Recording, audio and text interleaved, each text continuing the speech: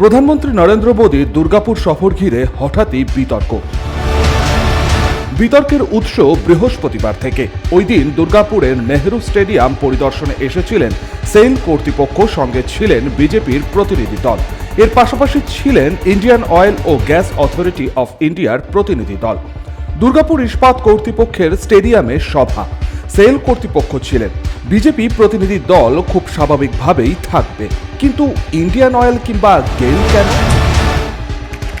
বিতর্কের উৎস দিলেন কংগ্রেস জেলা সভাপতি দেবেশ চক্রবর্তী।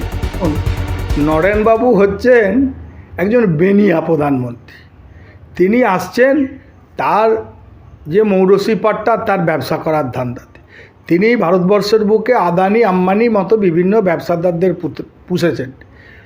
দুর্গাপুরও আপনারা জানেন না, দীর্ঘদিন ধরে ইন্ডিয়ান অয়েলের সঙ্গে আদানির একটা চুক্তি করেছে গ্যাসের, এবং তারা দুর্গাপুরের বুকে পাইপলাইন বসাচ্ছে বাড়ি বাড়ি গ্যাস সরবরাহ করার জন্য, এবং টোটালটাই আদানি করছে পুরো হারামে। এক পয়সা ইনভেস্ট নেই। ডিএসপি সরকারি জমি থেকে শুরু করে অ্যালোস্টেল এইসব সরকারি জমি ভিতর দিয়ে বিনা পয়সায় ব্যবসা করার সুযোগ করে দিয়েছেন মোদিবাবু। হতে পারে তিনি ওই পারপাসে আসছেন, কারণ যেভাবে ইন্ডিয়ান অয়েলের এবং সেলের কর্তৃপক্ষকে বাজারে ঘুরতে দেখা যাচ্ছে, এটা কোনো পলিটিক্যাল মিটিং নয়, এটা হচ্ছে পুরোটাই ধান্দার। তবে আদানিকেও পিছন দরজা দিয়ে বিনা পয়সায় যেন সেলের জমি হারামে তারা পায় তার ব্যবস্থা করেছিলেন। এবার আদানির পয়সায় হয়তো তিনি এসে তার উদ্বোধন করতে আসবেন। যদিও এই বিতর্ককে গুরুত্ব দিতে নারাজ বিজেপি। নির্বাচনের আগে তৈরি হওয়া ইন্ডি জোটকে কটাক্ষ বিজেপি।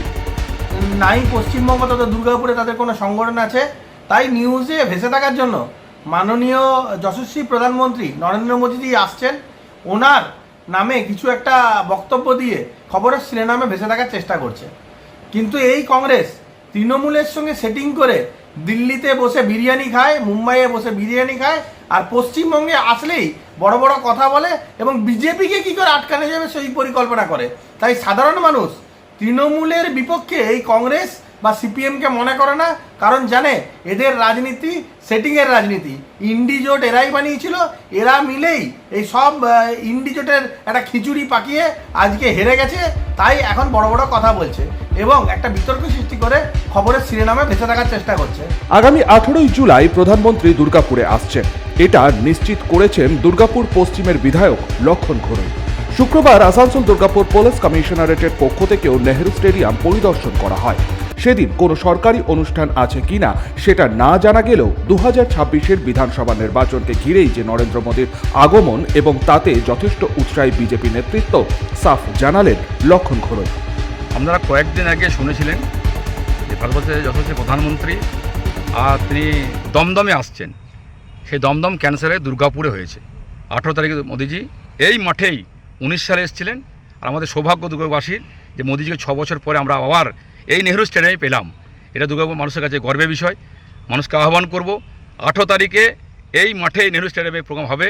সমস্ত মানুষকে আহ্বান করছি, বাংলার মানুষের জন্য, দুর্গাপুরের জন্য, বাংলাকে শান্তির জন্য, বাংলা অগ্রগতির জন্য, বাংলা ডেভেলপমেন্টের জন্য মোদিজি আসছেন। সবাই অংশগ্রহণ করুন, প্রোগ্রামকে সাকসেসফুল করুন। সেই জন্য মানুষকে আহ্বান করবো আমাদের মাধ্যম দিয়ে যে এই মাঠ উপচে পড়বে। এবারে বাংলার যা পজিশন, বাংলার মানুষ পরিত্রাণ চাইছে, বাংলার মানুষ শান্তি চায়, বাংলার যুব সমাজ চাকরি চায়, বাংলা বেকারত্বরা যারা বেকার তারা শিল্প চায়। তাই এবারে যে পরিস্থিতি 19 থেকে সম্পূর্ণ ভিন্ন। এবারে বাংলার মানুষ তৈরি হয়ে আছে, দিন কবে আসবে, সময় কবে আসবে, 26 মাস ওয়েট করছেন। এবারে এই প্রোগ্রাম ঐতিহাসিক হবে, যেন সমুদ্র হবে, যেন প্লাবিত হবে, আর দুর্গাপুরের শিল্পের মানুষই এই মাঠকে ভরে দেবে। কৌশিক বসু, 99 নিউজ বাংলা, দুর্গাপুর।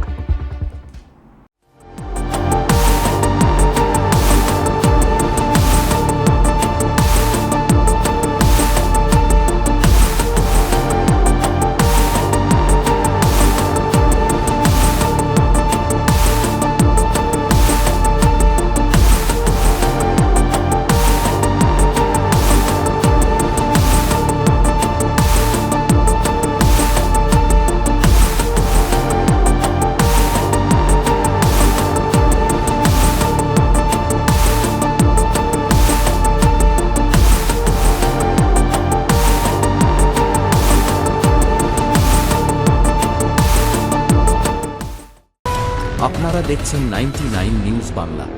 বদলাবো আমরা।